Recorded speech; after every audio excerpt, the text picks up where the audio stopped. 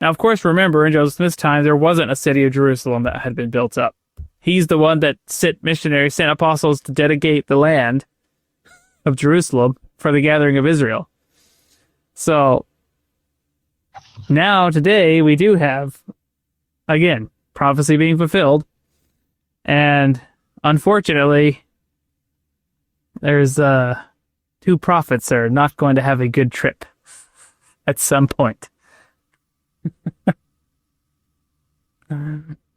So, we were talking about, like, what does this mean? Like, is this like actual, like, apostle of our church, or are these like two Jewish prophets that are going to be raised up? Is it not really clear?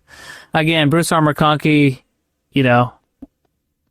acted like it had to be one of our apostles of First Presidency, but I feel like I don't know what this basis is for saying that, other than that would make sense, sure. Like, that would be an interpretation that makes sense. I don't have any problem with it, but I don't know if these got any other source behind that.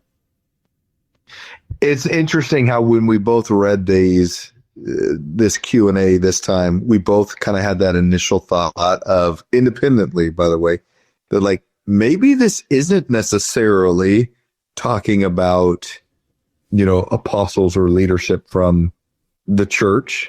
This could be individuals within the Jewish faith itself, who get raised up for a specific purpose. Now, again, totally happy to be wrong about that. It doesn't really matter, but we both kind of had that same thought of, just like in Lehi's day, where there were multiple prophets that existed, and, they all had their own individual missions to fulfill.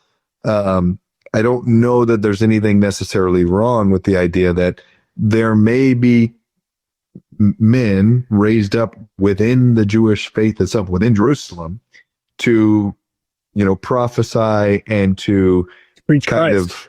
To preach Christ unto the Jews. That wouldn't surprise me either. So unless there's parts of this that has been revealed since that I'm just not aware of, that maybe clarifies this even further, we shouldn't necessarily be surprised if it's not even one of our formal apostles. Could be two others that also are called with a mission from the Lord to fulfill specific purposes. Yeah.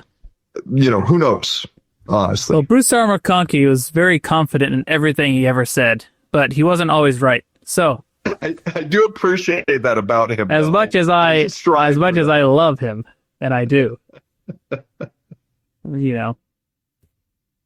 everything he wrote is gospel. Is scripture, right? Yeah, that's right.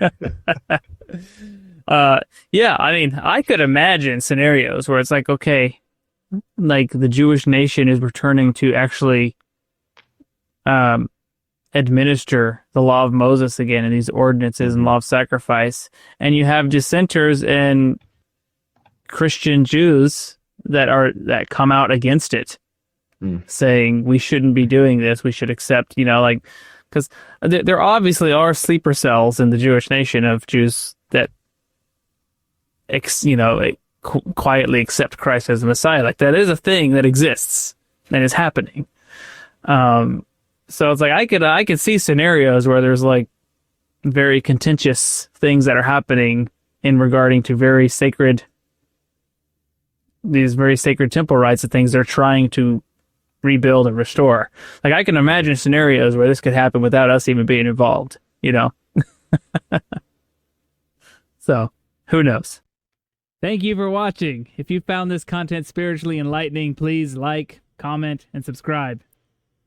Like the gospel, these little things make all the difference, and it helps the algorithm push out better content for everyone to enjoy on YouTube.